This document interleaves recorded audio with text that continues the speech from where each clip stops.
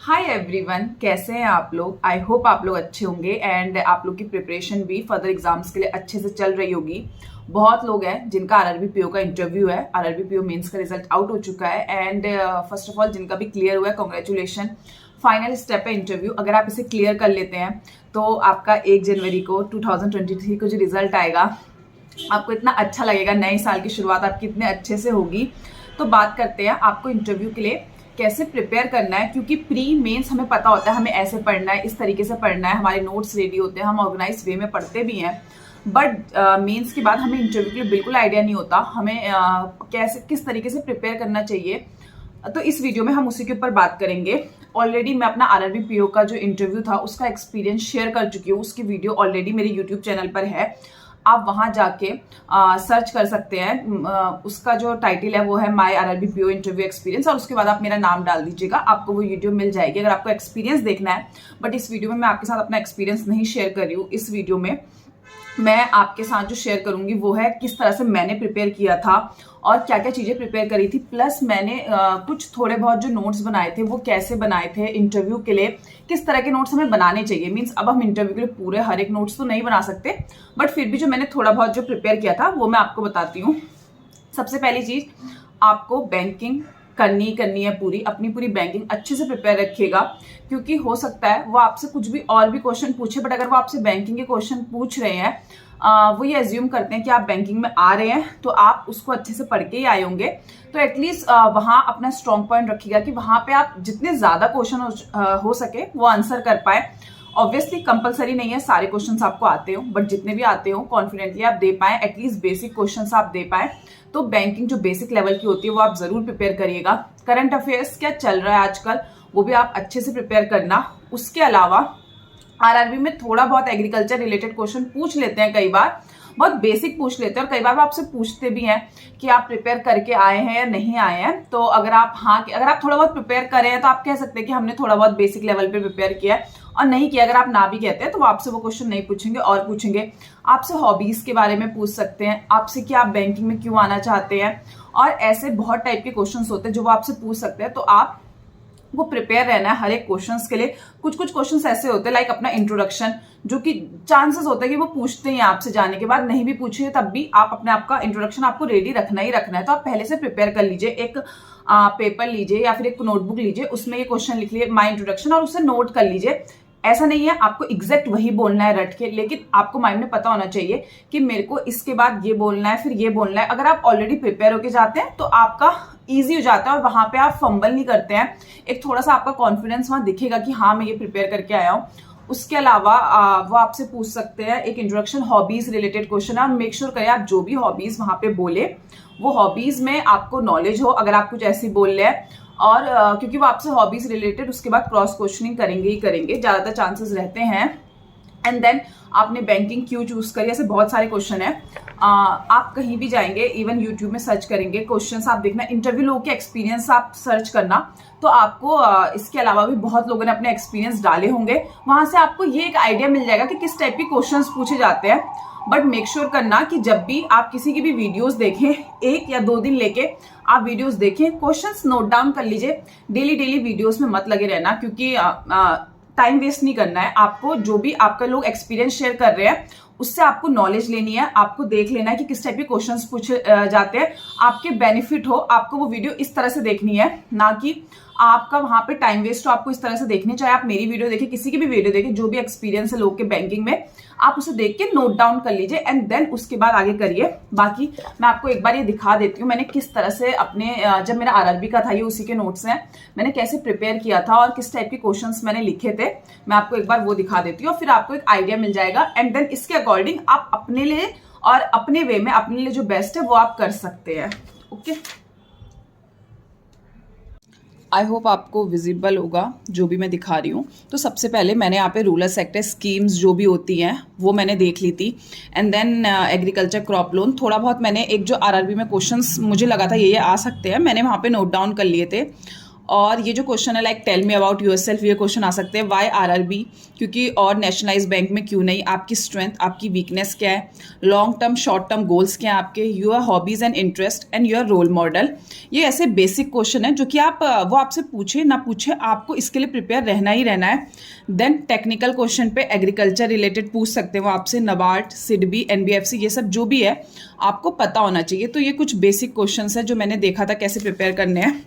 उसके बाद यहाँ पे जो भी मुझे बहुत ज़्यादा मैंने एग्रीकल्चर को लेके प्रिपेयर नहीं किया था, बट मैंने थोड़ा बहुत जो भी था वो ऐसे नोट डाउन कर लिया था अपना agriculture related type of cropping. मुझसे यहाँ पे इरिगेशन के रिलेटेड क्वेश्चन पूछा था जब मेरा इंटरव्यू था, तो आप में से ड्रिप इरिगेशन ही पूछा था, तो आप इस तरह से प्रिपेयर कर सकते हैं। तो ये बहुत बेसिक क्वेश्चन है।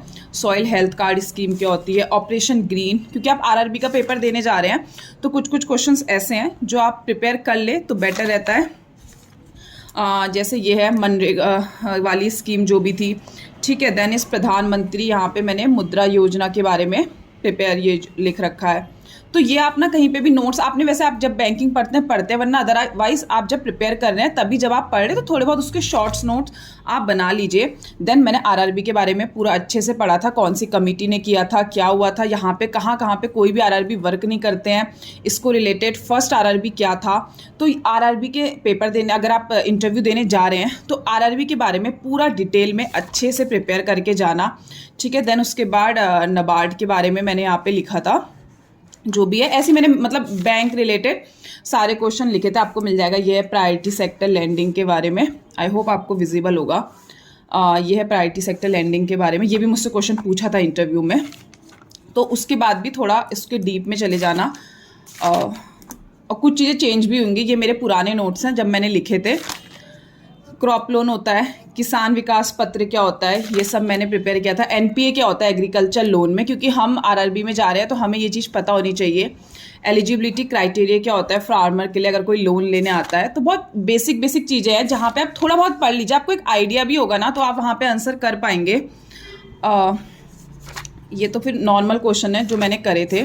उसके अलावा जैसे पीएम आशा हो गया, ये है important banking and finance abbreviation का, तो मैंने थोड़े बहुत एब्रीवेशन भी यहाँ पे लिख रखे थे जो मुझे लगता था। उसके बाद में नहीं लिखे थे, जितना मेरे से हो पाया था लिखे थे। देन मैंने ऐसे ही पढ़ लिए थे, अगर आप पूरे लिख ले बेटर है। मुझसे पूछे थे वहाँ पे एक दो, बट एक मुझे आया था और एक मैं आंसर नहीं कर पाई थी। उसके बाद मैंने जो अपने नॉर्मल क्वेश्चंस की प्रिपरेशन की थी, ये है आरबीआई का रोल ऑफ आरबीआई गवर्नर, ठीक है।